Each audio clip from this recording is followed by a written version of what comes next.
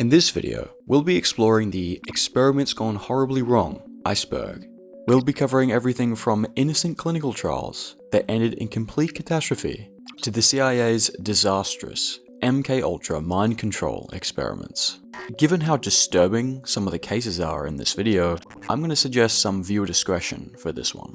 Also, this is part 1. If you want to see the full Iceberg breakdown, make sure you watch the next videos in the series. And with that, let's get into level 1's first entry. The Milgram Experiment. The Milgram Experiment was conducted by Yale University psychologist Stanley Milgram between 1961 and 1962. Now, there were a few variations of these experiments, so I'll focus on the most well-known one.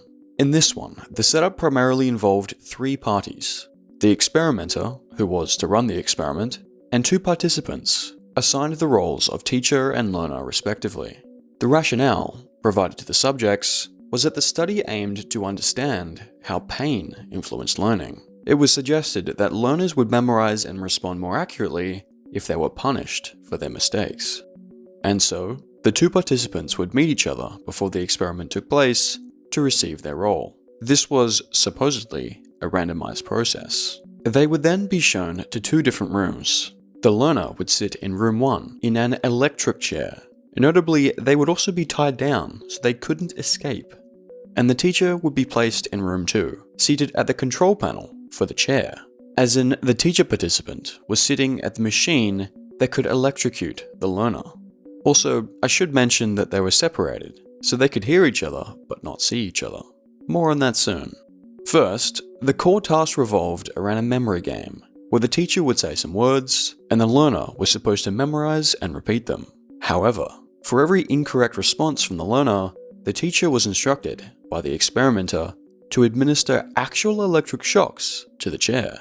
This was so they could test their hypothesis that punishment increased the rate of learning. Also note that they weren't forced to do this. They could walk away at any time. Nonetheless, the severity of the shocks which were to be administered would escalate with each wrong answer.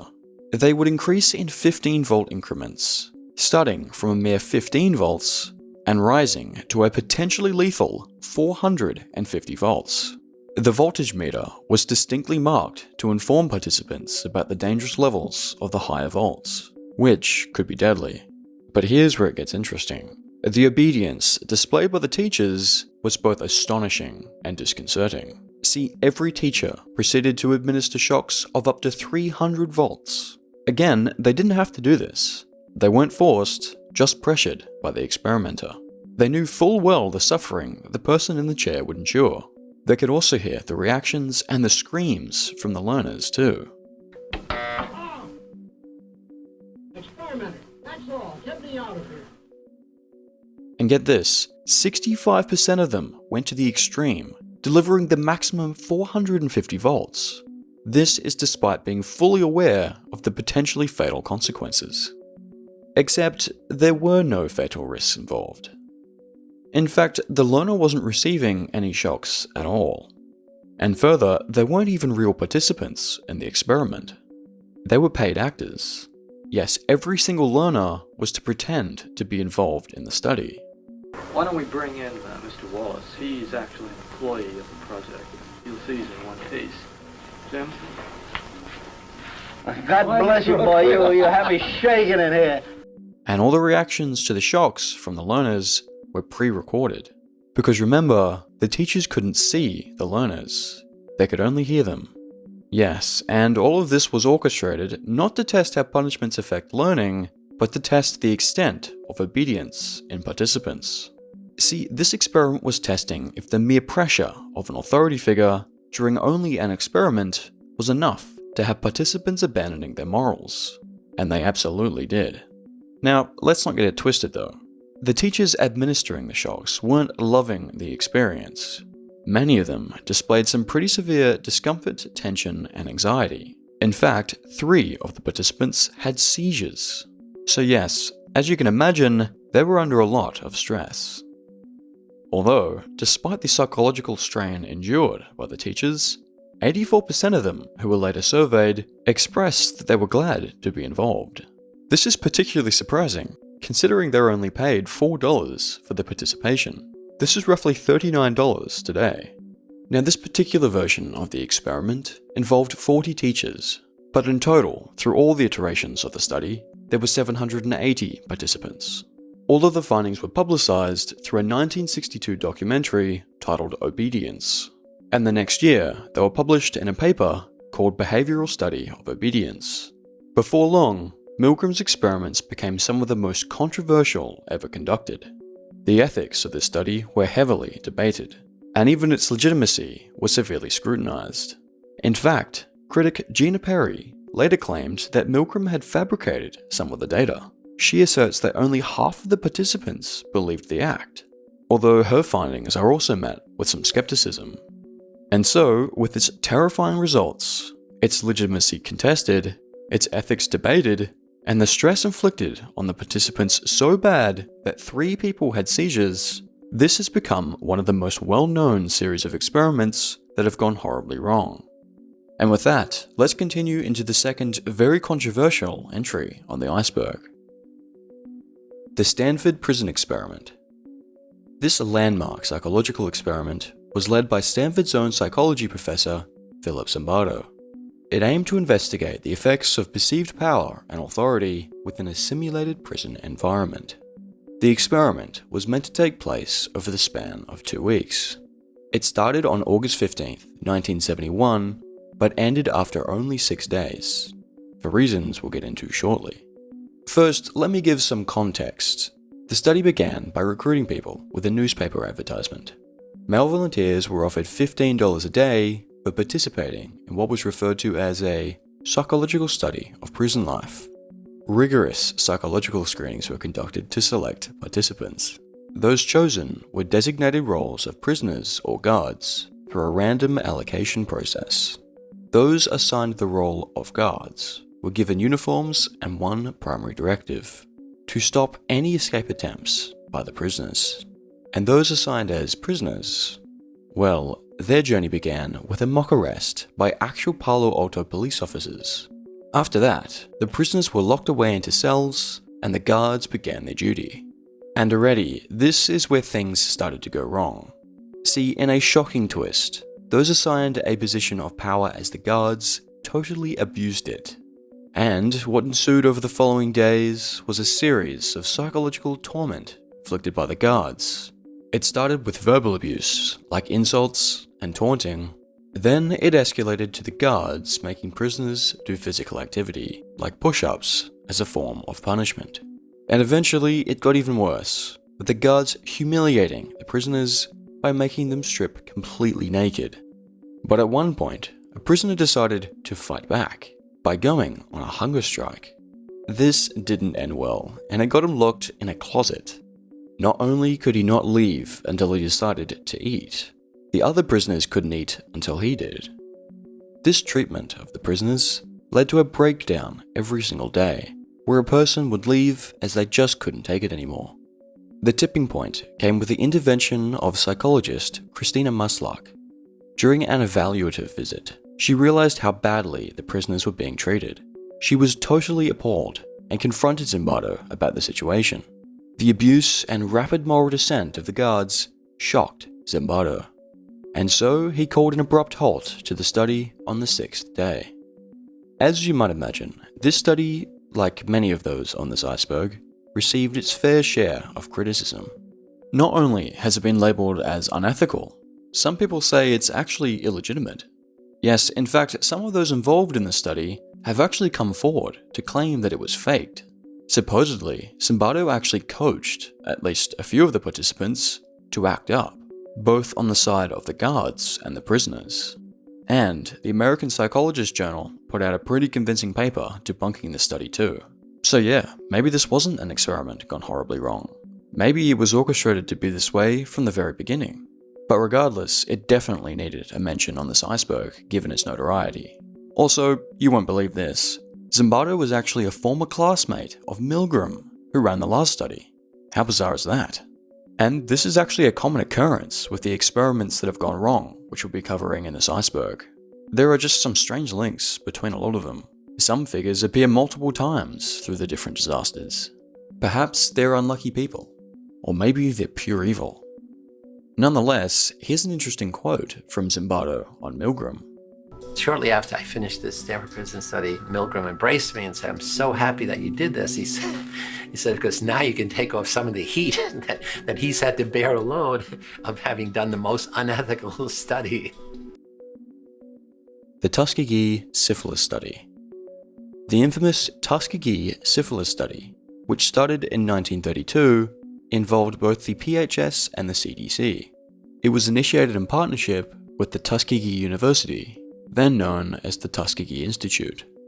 This study focused on nearly 400 African American males living with syphilis from Macon County, Alabama. And further, it aimed to track the progression of the untreated disease. Yes, this is despite the availability of effective treatments during the study's later years. Regrettably, the subjects were not given the full details about the research or their health condition. This led to the deaths of over 100 participants. This study deliberately involved 600 economically disadvantaged African American sharecroppers. 399 of them were unknowingly living with syphilis, while the remaining 201 were healthy individuals serving as controls. In a morally bankrupt act, these men were offered complimentary healthcare, but were intentionally kept in the dark about their syphilis diagnoses. Instead, they were given ineffective remedies and sham drugs under the pretext of treating bad blood. Though initially projected to last a mere 6 months, the study stretched on for 4 decades. Following the discontinuation of funding, the research persisted without the disclosure to the participants that they would not receive actual treatment. Even after 1947, when penicillin became the standard cure for syphilis, none of the infected subjects received this life-saving medicine.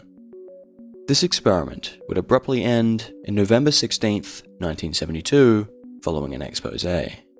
The aftermath was devastating. Syphilis directly claimed 28 lives, related complications caused 100 more deaths, 40 wives contracted the disease, and 19 children were born with congenital syphilis.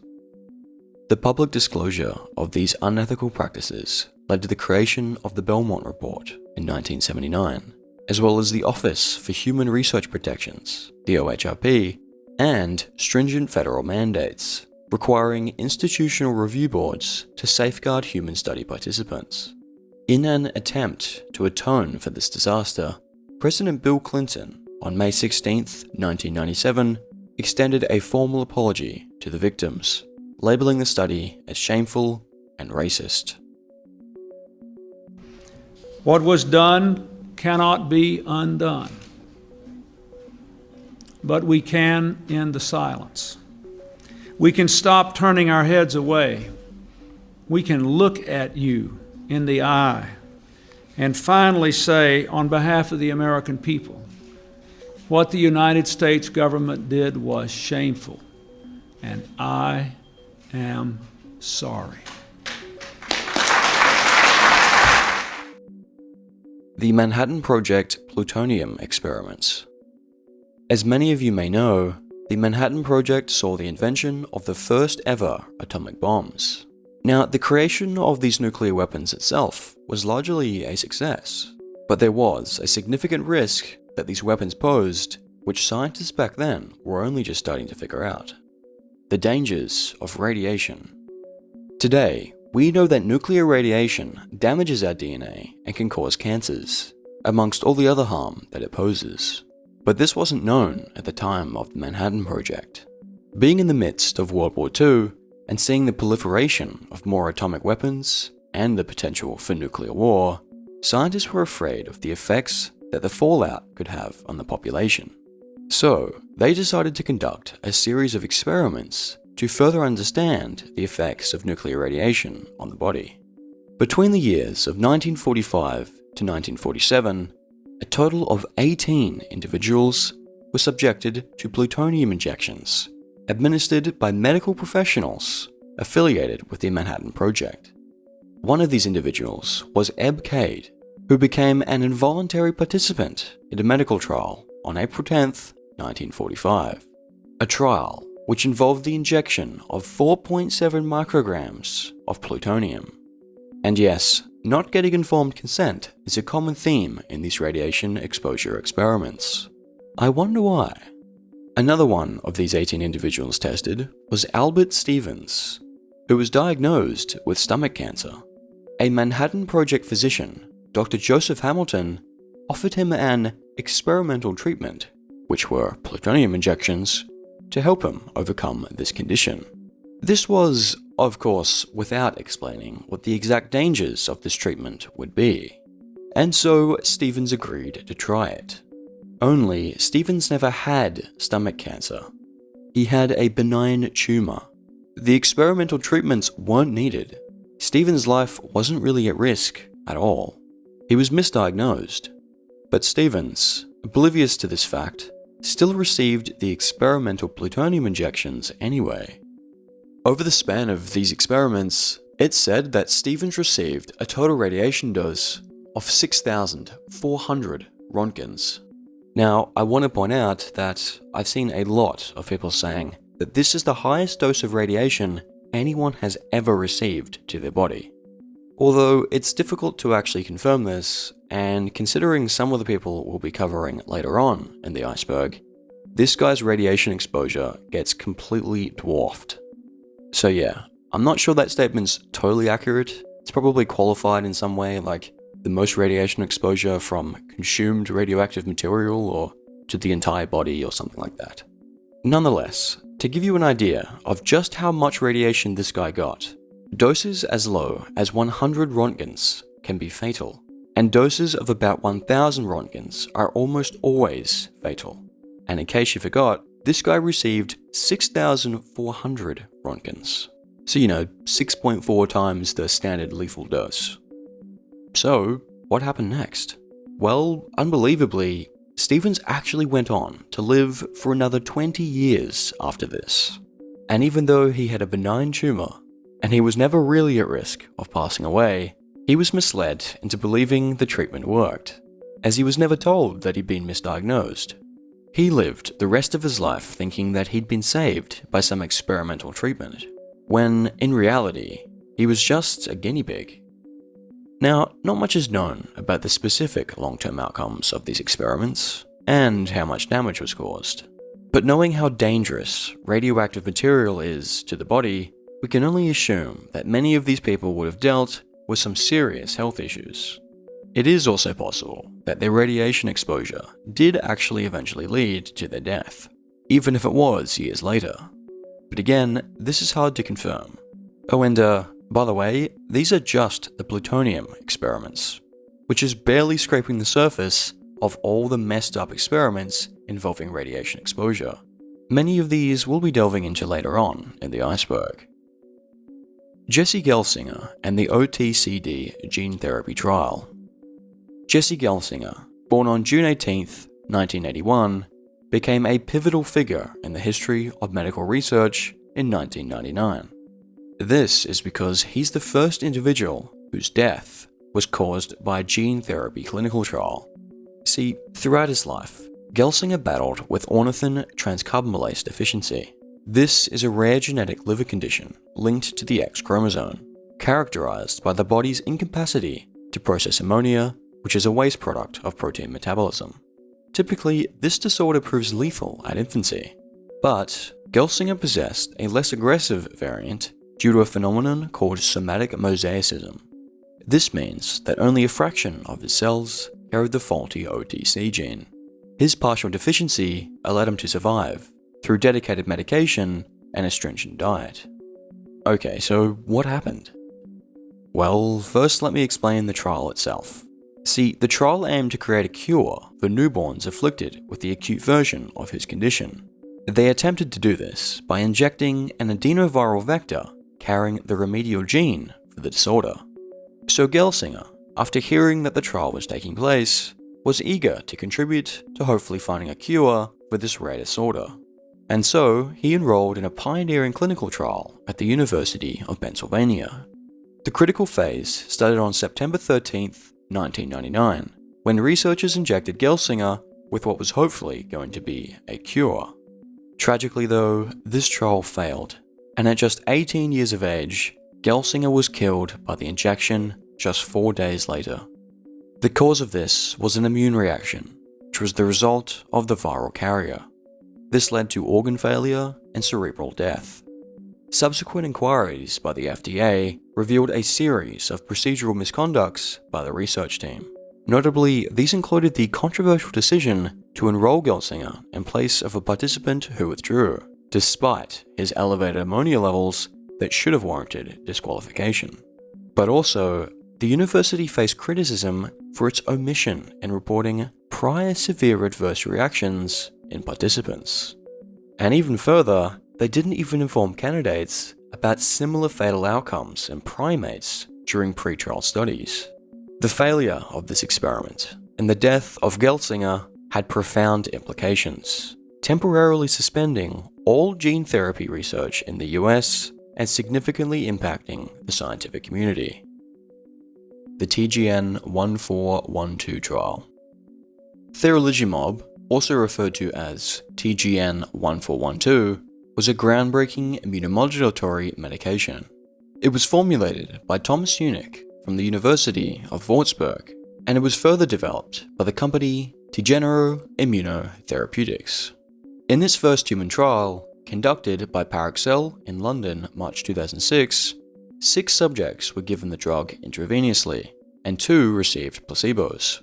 Within only 50 minutes, the first to receive the medication reported a headache, which soon escalated to fever and discomfort. He then removed his shirt, expressing a sensation of burning. Soon, other participants who were administered the drug started to show illness too. They began violently vomiting and reported that they were experiencing intense pain. The initial patient was relocated to the intensive care unit of Northwick Park Hospital 12 hours after the infusion, with the rest being transferred within the next 4 hours. Shockingly, all of them began to suffer from multiple organ failure.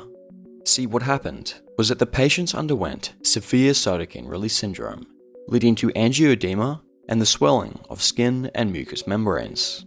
To treat this, they were given corticosteroids to mitigate the inflammation, and plasma exchange to try to remove the TGN 1412 from their bloodstream. Fast forward to the 5th of July 2006, a press statement from the Northwest London Hospital's NHS Trust reported a progressive improvement in their conditions. 5 individuals were discharged within a month post-incident, while 1 remained hospitalized until June 26th, thereafter also being discharged. So thankfully, all of the subjects survived this disaster, but not without some pretty terrible physical and psychological damage. In fact, one severely impacted volunteer, Muhammad Abdullah, aged 28, experienced significant head swelling from the incident. Another volunteer actually suffered the loss of the tips of his fingers and toes post-injection. In the aftermath, Regeneron expressed apologies to the affected participants and their families, and the 6 men each received additional compensation. In saying that, many claimed this compensation was not nearly enough, considering the long-lasting damage they endured. Nonetheless, Regeneron went into bankruptcy within the same year. MKUltra. In 1953, the CIA initiated Project MKUltra under the leadership of Dr. Sidney Gottlieb. This project was supposedly spurred on by Cold War tensions of the time. Spanning across 80 institutions, the aim of this project was to manipulate mental states through methods like brainwashing, psychological torture, electroshocks, hypnosis, sensory deprivation, and other forms of abuse. They would also give the subjects a variety of drugs, notably LSD, which they were especially obsessed with at the time for the purpose of mind control. Remember that across all these experiments, many of them were conducted without the consent of those involved. And yes, for those of you unfamiliar with this one, I'm sure you're already pretty skeptical. But let me assure you, this is no conspiracy. In 1977, a request made under the Freedom of Information Act revealed a collection of 20,000 documents which exposed MKUltra and its horrific experiments. and even more documents were declassified in 2001. Now, what's especially scary about this case is that, amidst the Watergate scandal, all of the MKUltra files were ordered to be completely destroyed by CIA Director Richard Helms. The only reason we have any knowledge of what happened during these experiments is because those 20,000 documents I mentioned before were misfiled, and so they were hidden and accidentally spared during the obliteration. It really makes you wonder, what other files did they successfully destroy? Nevertheless, these misfiled documents, discovered in 1977, 4 years after the end of MKUltra, paint a terrifying picture of what occurred. Sadly, this includes a number of fatalities, with one of the most notable cases being that of Frank Olson. Just to give some background, Olson was an adept biochemist and biological warfare expert within the United States Army. But get this, in 1953, Olson was unknowingly administered LSD as part of the MKUltra experiments.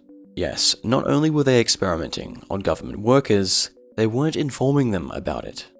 Or at least, they weren't giving the subjects the full explanation on all the dangers of the different drugs they were giving to them. But the reason why Olson's case in particular is so alarming is that a week after receiving the LSD, Olson plummeted from a 13th floor window.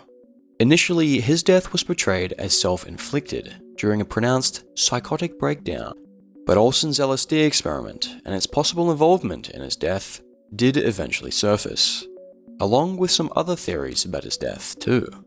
Yes, this story in particular gets even deeper, but it's rather speculative, so I'll be covering it a bit later in the Iceberg. Another notable incident involved an operative, yes, another person working within the government, who, upon unknowingly consuming LSD-laced coffee, succumbed to a psychotic episode. He then frantically raced through Washington, D.C., where he perceived monsters in passing vehicles. Bear in mind, this happened after the death of Frank Olson, as in they continued experimenting even after that disaster. And, in an even darker series of experiments, we have the work of psychologist Donald Ewan Cameron. His experiments were designed to depattern people. This process aimed at erasing a person's existing mental frameworks and memories. Essentially, this would regress their mind to that of an infant. Following this regression, the plan was to rebuild their personalities according to his own design. To accomplish this sickening goal, he had multiple methods. In some experiments, individuals under his supervision were subjected to drug-induced comas, extending up to 88 days. In other experiments, patients were exposed to a barrage of high-voltage electric shocks spread out over several weeks or months. Some people would receive up to 360 shocks during this time. And worse, the intensity of these shocks frequently escalated to 30 to 40 times the conventional power. At this point, he was basically just frying the brains of his patients. The subjects were also engaged in what he termed as psychic driving experiments. In these experiments, subjects would be forced to wear blacked-out football helmets for the purpose of sensory deprivation. And then, from speakers embedded in the helmets, they would have to listen to continuously played messages like, "You are a good wife and mother, and people enjoy your company." The subjects were forced to listen to this for 16 to 20 hours daily, spanning several weeks. In an extreme instance, one individual was made to endure a repeated message for a staggering 101 days. These experiments were performed on patients at the Allen Memorial Institute of McGill University. Most of these subjects were there due to having postpartum depression or anxiety disorders. And as you might imagine, these treatments did not cure their illnesses. In fact, most individuals experienced long-lasting impacts. Examples of these impacts include urinary incontinence, severe amnesia, language loss, and a distorted perception of reality. Some of them even began to think their interrogators were their parents. Overall, MKUltra was a disaster. The experiments led to death, brain damage, trauma, eventual legal action, and an overall distrust for the government itself. Tusk the elephant and the LSD experiment. Yes, LSD is back already. Tusk, originally called Ned, was a 3-ton Asian elephant. Initially, he performed in the circus, before being moved to the Oklahoma City Zoo. So, you're probably wondering, why on earth would someone give LSD to an elephant? Well, let me give some context. See, during the breeding season, yes, bear with me here on this one, male Asian elephants demonstrate a distinctive psychological state termed must. Elephants in must often become extremely aggressive, unpredictable, and territorial, driving away other animals and humans and causing a path of destruction. This phase can persist anywhere from 15 to 90 days, and can happen in even the gentlest of elephants. As you can imagine, this is not ideal for a zoo environment. Given the notorious rampages of elephants in must, some scientists speculated whether LSD could induce a comparable state of frenzy in humans. And so now we have our two invested groups. Group 1, the scientists that for some reason wanted to create a must-like effect in humans, and Group 2, the zookeepers, who wanted to learn more about must and hopefully find a reliable way to manage it. And so, on August the 3rd, 1962, Dr. Lewis West, Dr. Chester Pierce, and Dr. Warren Thomas embarked on an incredible experiment. Their goal was to trigger must in Tusko at the University of Oklahoma by administering LSD. What could go wrong? Okay, quick pause, right? I'd like to point out that Dr. Lewis West was actually a part of MKUltra. Yes, the use of LSD here is no coincidence in relation to our last entry. And this should also shed some light on why they wanted to elicit must in humans. It's because they were obsessed with mind control. Okay, now that I've cleared that up, let's get back into the beginning of the experiment, which was about to go horribly wrong. Because there was a glaring problem. The dose to be administered to the elephant was a staggering 297 milligrams of LSD. To put this in perspective, the quantity needed to make humans hallucinate is approximately 0.02 to 0.03 milligrams, which is 20 to 30 micrograms. Proportionately speaking, Tusko was about to receive 25 times the dose needed to elicit hallucinations in humans. This is absurdly high. The researchers had somehow come under the assumption that elephants had a higher LSD tolerance than humans. But this was very wrong, and as such, they did not anticipate the catastrophic outcome that was to unfold.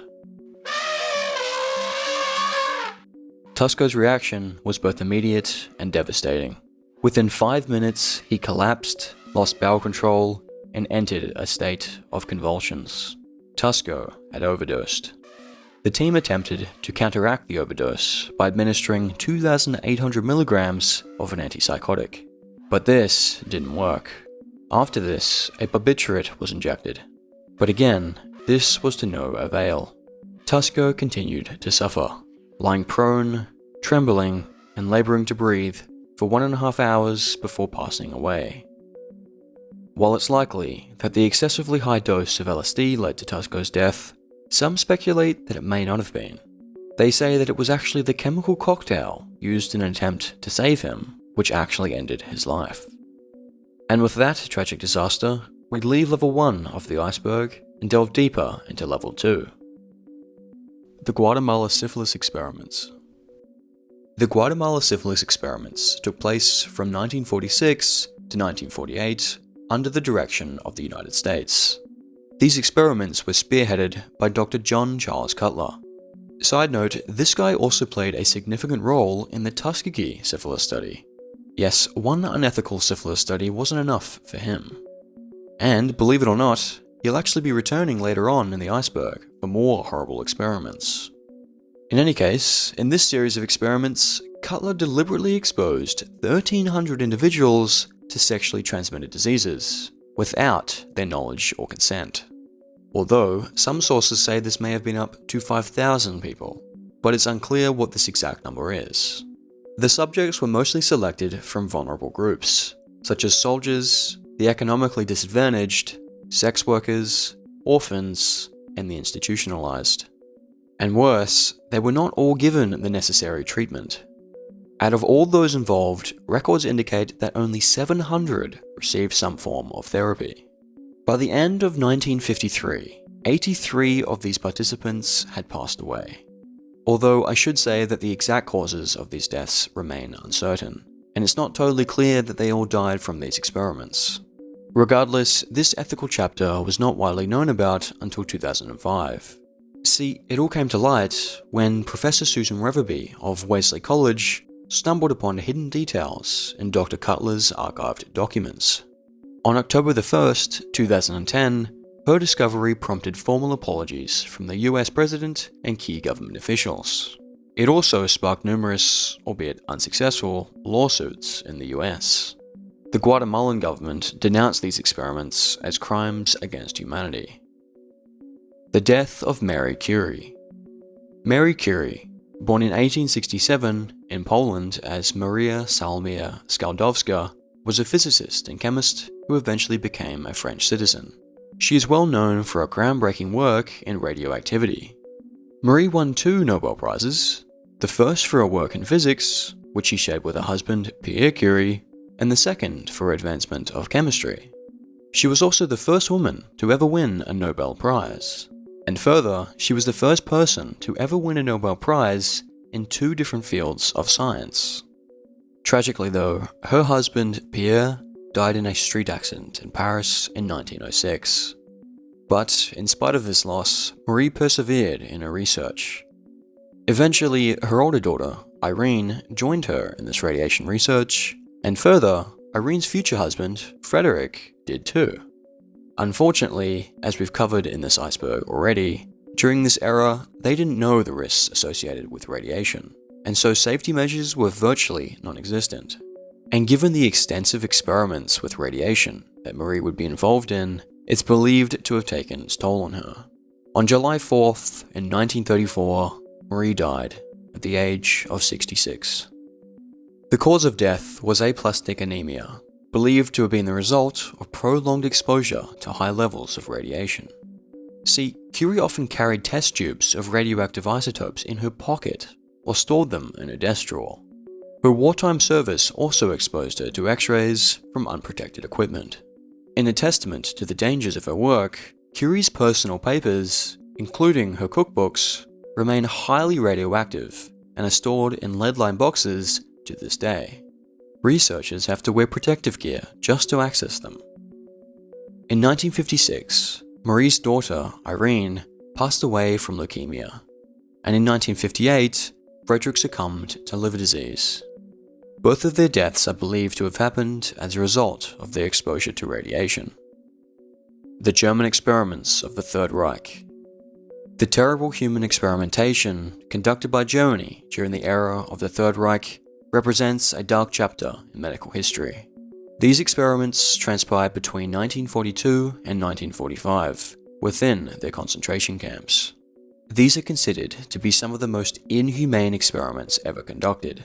Also, side note, I can't use the exact name of the evil political party involved, or the infamous leader of this party, as this video would probably get age restricted. Nonetheless, official documentation reveals the victim count stood at 15,754 individuals, although it's speculated that the actual toll is significantly higher. A chilling 25% of these recorded victims died as a result of these experiments. And further, many of the survivors endured severe physical and psychological damage for the rest of their lives. Oh, and obviously none of these people consented to these experiments. Now, I won't get into too much detail with the experiments that were conducted, because many of them were just downright evil. But to give you just a glimpse into the horrors conducted, some of these experiments include high-altitude tests where victims were exposed to low-pressure chambers to monitor how long they'd survive, hypothermia trials to observe how long a person could survive when submerged in near-freezing water, seawater trials aimed at determining the quantity of seawater a human could ingest, transplantation trials conducted without the use of anesthesia, and the horrible twin experiments orchestrated by the evil Joseph Mengele, aptly nicknamed the Angel of Death. After World War II, the monsters behind these heinous experiments were indicted on the 19th of August in 1947, an incident now known as the Doctors' Trial. This was the first of the 13 Nuremberg trials. Now get this, right? The doctors actually argued that military demands justified their experiments, comparing their subjects to casualties of the Allied bombings. They also argued that there was no international law forbidding their actions. Following this, Doctors Leo Alexander and Andrew Conway Ivy, representing the American Medical Association of the Doctors Trial, formulated a 10-point memorandum titled Permissible Medical Experiment. This came to be recognized as the Nuremberg Code. This imperative code emphasized the necessity of voluntary consent, the mitigation of unnecessary pain and suffering, and stipulated that no experiment could be done if it was believed it may result in disability or death. Overall, these experiments were horrific and led to the unnecessary torture, trauma, and death of thousands of innocent people. Unit 731. Now, if you thought the last one was bad, just wait until you hear about this one. Unit 731 was one of Japan's secret biological and chemical warfare research and development divisions. Led by Shiro Ishii, the Unit 731's experiments took place from 1936 to 1945. They were stationed in the Pingfang district of Harbin, the largest city within the Japanese puppet state of Manchukuo. Formerly, this was known as Manchuria, but today this is northeast China. The unit was also stationed in other subsidiary bases throughout China and Southeast Asia. But essentially, Unit 731's main base was a concentration camp. The thousands of people there, which they experimented on, were detained against their will. Now, like the Germans in the Third Reich, Unit 731 conducted some of the most vile experiments the world has ever seen. In fact, the people who were forced to participate in these experiments were dehumanized to the extent of being referred to as logs. And realistically, these experiments weren't really experiments at all. It was just torture. I mean, they would subject people to lethal diseases, dehydration, starvation, pressure chambers, surgeries also without anesthesia, and weapons tests, which included flamethrowers and grenades. Again, I won't get into any more details, but as you can imagine, this is just the beginning of a long list of atrocities that they committed. The victims include men, women, and children, predominantly of Chinese descent, with a significant minority being Russian. It's estimated that these experiments killed somewhere between 3,000 and 12,000 people. However, the total death tolls from the Unit 731 are estimated to be in the hundreds of thousands. This is due to the biological weaponry which they deployed in other regions of China during the Second Sino-Japanese War and World War II. The average life expectancy of any prisoner that entered Unit 731's detention facility was a mere 2 months, and many women who found themselves trapped there would experience childbirth. As World War II neared its conclusion, all the detainees were murdered to destroy all of the evidence of what took place. No one who entered Unit 731's prison left alive. After the war, unlike with the Doctors Trial, most of these monsters behind 731 were not punished. The United States granted immunity to many Unit 731 researchers in exchange for their data from the human experiments. How disgusting is that? Thalidomide. Thalidomide, originally known as Contigan, emerged on the medical scene in 1953 as a tranquilizer, though eventually it was rebranded by the German pharmaceutical company Grunenthal for the alleviation of anxiety, sleep disturbances, tension, and morning sickness. Despite its introduction as a remedy for morning sickness, the drug had never actually undergone rigorous trials on pregnant subjects prior to its market release. This would prove catastrophic in 1961 when its links to birth defects came to light. As a result, thalidomide was banned and withdrawn from the market within the same year. It's estimated that thalidomide impacted 10,000 babies, and approximately 40% of them passed away. Survivors bore the brunt of defects affecting limbs, eyes, urinary systems, and their hearts. The extent and nature of these deformities were contingent on the gestational stage at which mothers started thalidomide treatment. Administration on the 20th day resulted in central brain anomalies, The 21st impacted eyes, the 22nd affected ears and face, the 24th the arms, while leg deformities were observed up to the 28th day of gestation. Although, post the 42nd gestational day, thalidomide posed no threat to the fetus. Now, I debated putting this one on the iceberg, as this was not exactly an experiment that went wrong, because most of the impacts occurred when it was already on the market. But after doing some research and thinking about this one for quite some time, I came to the conclusion that it was, in fact, an experiment gone wrong, because the tests they conducted just weren't stringent enough. See, as I mentioned before, thalidomide was never tested on pregnant animals before it was given to pregnant humans. When they did eventually test it on pregnant rats and rabbits, the results showed that thalidomide harmed their babies. And over the next 10 years, more research found that thalidomide caused similar problems in 7 other types of small animals and 8 types of primates. As such, if they had just done the appropriate testing prior to the release of the medication, this disaster could have been completely avoided. Nonetheless, despite its damage and banning, thalidomide actually returned for more clinical trials years later, albeit this time to treat leprosy. Today, it actually remains a successful treatment for this illness, and has even shown positive results in managing age-related conditions, amongst others. Oh, and here's an interesting piece of information. Hermann Wirtz, the man who started the company behind this drug, was actually a member of the evil German political party of the Third Reich.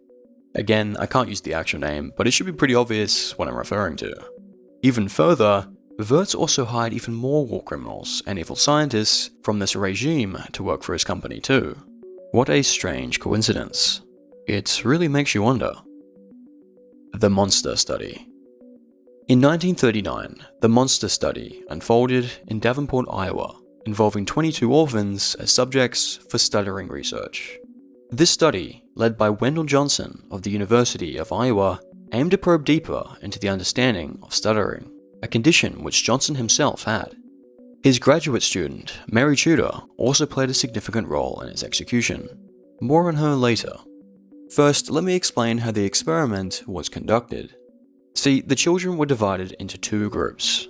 Group 1 experienced affirming speech therapy, where they were commended for their speech fluency. But Group 2 underwent disparaging therapy, receiving harsh criticism for any speech flaws. As you might have guessed, this study had some serious repercussions. Several children who had previously spoken normally that underwent the negative therapy suffered long-lasting psychological trauma. Some of these individuals showed persistent speech issues throughout the rest of their lives. The experiment gained its ominous title, The Monster Study, from Johnson's contemporaries. They were shocked at the ethical lines he crossed by using orphans as test subjects merely to validate his theory of stuttering. Amidst the shadow of the inhumane experiments carried out in World War II, there were some serious concerns about the damage to Johnson's reputation, leading to a veil of secrecy surrounding the study. Consequently, the findings were never put into scholarly journals. This is where Tudor comes in. See, Tudor's thesis is the sole comprehensive account of these experiments. If not for her, the full extent of this study would have remained unknown. Despite its contentious nature, the University of Iowa did not issue a public apology for the Monster Study until 2001. Fast forward to August 17, 2007, the ethical costs of the study became a legal issue, because the state of Iowa awarded $925,000 in damages to 7 of the orphaned participants. They were compensated for the long-lasting emotional and psychological wounds inflicted by the experiment. Despite the fact that none of the children developed chronic stuttering, many faced heightened self-awareness and hesitancy in speech. Margaret Levat and the Dolphin Experiments. Margaret Levat was in her early 20s when she lived in St. Thomas of the Caribbean, and it was here that she came across a special research lab focusing on studying dolphins. This marked the start of an incredible time in her life. Gregory Bateson led the lab, and even though Levat didn't have a formal science background, he accepted her anyway. Supposedly, this is because he saw her passion and careful observation skills. During a time at the lab, Levat's path crossed with John C. Lilly, an esteemed neuroscientist affiliated with the California Institute of Technology. Lilly had embarked on a groundbreaking project financially supported by NASA and the US Navy. This project aimed to facilitate communication with extraterrestrial beings. Yes, I'm not joking here. They wanted to find a way to speak with aliens. To replicate potential communication scenarios, he established a dolphinarium, a specialized aquatic habitat for dolphins, right there in St. Thomas. The dolphinarium became home to 3 dolphins who had previously charmed audiences on the TV show Flipper.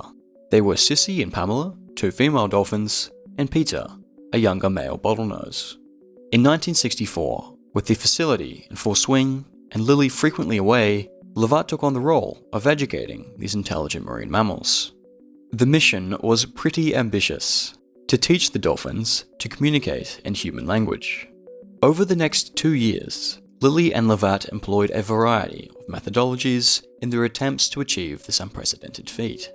Levat adopted a maternal approach, believing that constant interaction and vocalizations, like those between a mother and her child, would be the key to success.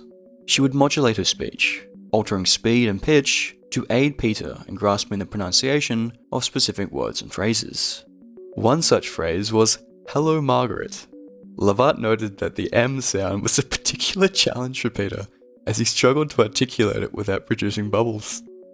The unique bond between Levat and Peter was later captured in Christopher Riley's documentary, The Girl Who Talked to Dolphins. However, not all aspects of the research were smooth sailing, and this is where the problems begin.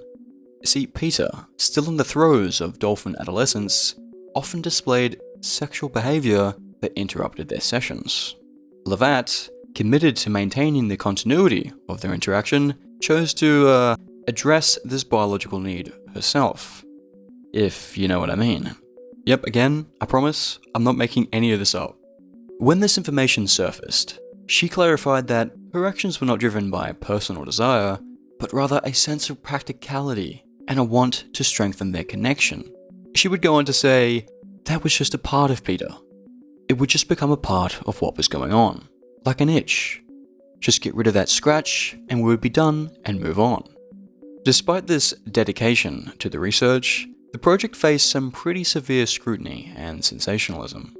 This was particularly evident in the provocative article in Hustler magazine titled Interspecies Sex, Humans and Dolphins. It also showed a pretty revealing image of her and the dolphin, drawn to depict their relationship. This cast a huge shadow over their scientific endeavors. And even more challenges appeared when Lily's exploration into the effects of LSD on dolphins, yes, more LSD, failed to yield results. This, coupled with a lack of progress in dolphin communication, led to the eventual withdrawal of funding. The aftermath was actually pretty heart-wrenching. All of the dolphins were relocated to a different facility within a converted bank building in Miami.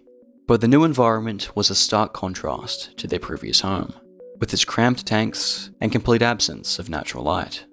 Tragically, these conditions took a heavy toll on Peter. As explained by dolphin advocate Rick O'Barry, dolphins, unlike humans, breathe consciously. Faced with a miserable existence, Peter chose just not to take his next breath, sinking to the bottom of his tank and ending his own life. Anatoly Vygotsky and the proton beam incident. Anatoly Vygotsky was a dedicated researcher at the Institute for High Energy Physics in Russia. Notably, Vygotsky was involved in the tests with the U-70 synchrotron, a particle accelerator. And on the 13th of July, 1978, a routine inspection of a defective apparatus turned catastrophic. In an unprecedented incident, while Vygotsky was examining the device, he inadvertently positioned his head in the way of a proton beam, as in the 76 gigaelectron-volt beam from the particle accelerator. He was then subjected to a flash of light that he himself recounted as brighter than 1,000 suns. Although, despite this, he actually experienced no immediate pain. However, the high-energy beam's path was nothing short of dramatic. It entered through the rear of his cranium, crossed through the occipital and temporal lobes of his brain, continued through his left middle ear, and made its exit near the left nostril. Astonishingly, this encounter sent a radiation dose of between 200,000 and 300,000 Roentgens to the affected areas of his head. Remember, doses of 100 Roentgens can be lethal. He received 2,000 times this. There's no way he could possibly survive a dose like this, right? Well, Vygotsky was fully aware of the incident's serious implications. But in saying that, he showcased impressive resolve, and not only maintained his silence regarding the event, but also continued with his professional duties. In fact, he'd even fixed the original issue that had led to this incident. Eventually though, Vygotsky was forced to go to hospital. The left side of his face had swelled up terribly, and had started shedding skin. This gruesomely began to reveal the path the proton beam had carved, showing the bone and underlying brain matter. It was pretty obvious to Vygotsky and the medical experts that he would pass away due to this absurd radiation dose. Except, he didn't. He didn't die. No, instead, somehow Vygotsky survived. He survived what was perhaps the highest dose of directed radiation anyone has ever received to a part of their body, and this particular part being his head. And he even went on to successfully acquire his PhD and become a particle physicist. Now, even though he survived this astounding incident, there were some consequences. See, while his cognitive abilities remained largely intact, he did sometimes experience heightened mental fatigue. Okay, well, that's not so bad considering. But one of the main setbacks from this accident was hearing loss and persistent tinnitus in Vygotsky's left ear.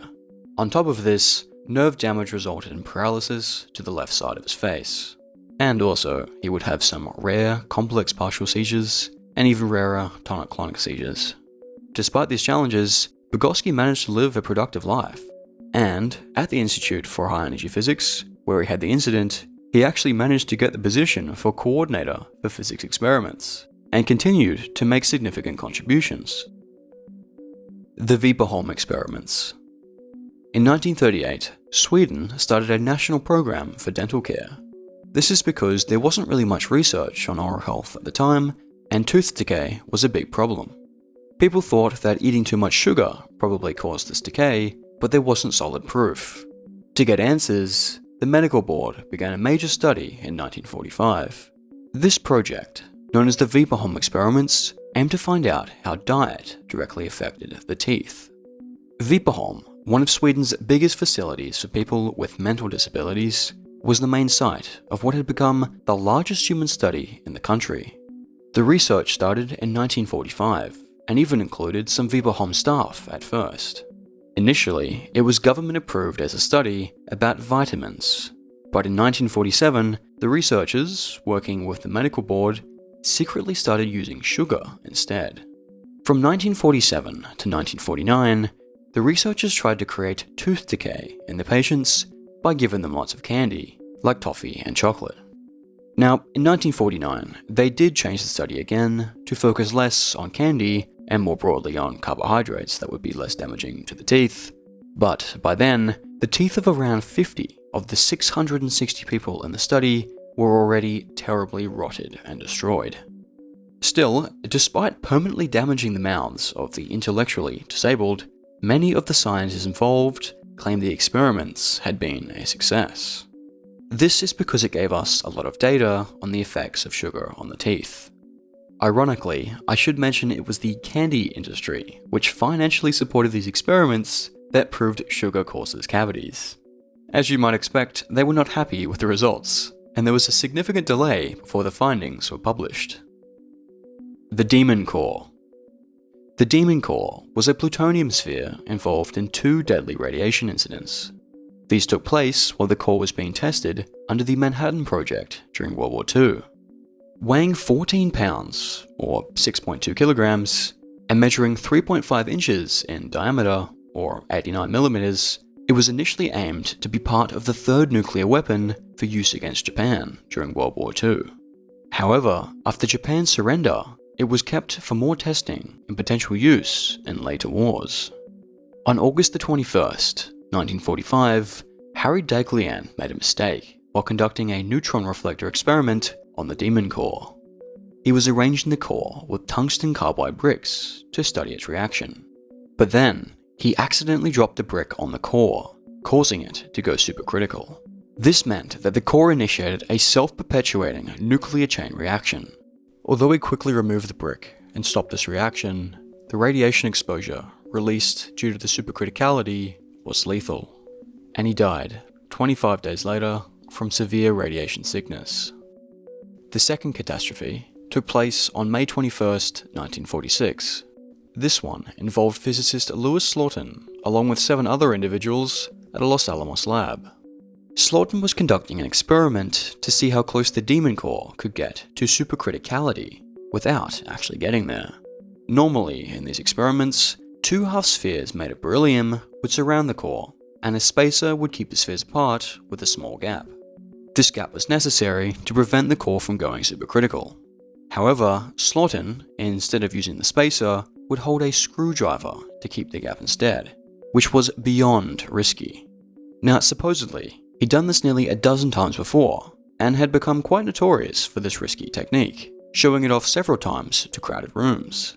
At one point, apparently the famous physicist Enrico Fermi told Slotin that he would be dead within a year if he continued to experiment in this way. And so, on May 21st, while adjusting the gap with the screwdriver, as if prophesized by Fermi, he accidentally slipped, letting the 2 half spheres close. Slotin was met with a sudden blaze of blue light. He had triggered supercriticality. Instinctively, Slotin hurled the top shell onto the floor, quickly stopping the reaction. But even though the nuclear reaction lasted only a moment, a fatal burst of radiation was released from the core. Slotin succumbed to acute radiation sickness 9 days later. As for the other people in the room, Slotin's bodily position over the device actually served to protect everyone from the fatal exposure. Although, Slotin's colleague, Alvin C. Graves, who was observing the procedure over his shoulder, received a significant, albeit non-lethal, radiation dose. Graves endured severe radiation sickness and spent several weeks in hospital. His death from a heart attack almost 2 decades later, at the age of 55, could have been exacerbated from this radiation exposure. Though a hereditary predisposition, as suggested by his father's similar fate, might have also been to blame. Following these events, the core, once named Rufus, garnered the darker moniker, Demon Core. In the aftermath, direct hands-on criticality tests were discontinued.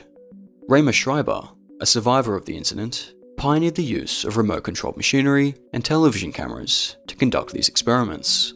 Also, new rules were put in place that prohibited any staff from being within a quarter mile of the Demon Core experiments. The core was later dismantled in the summer of 1946, with the materials repurposed for other core assemblies. And there you have it. That's the second tier of the iceberg complete. Watch the next video, where we delve even deeper into the 3rd and 4th levels. And I gotta say, things get pretty wild in this next one, so definitely watch it.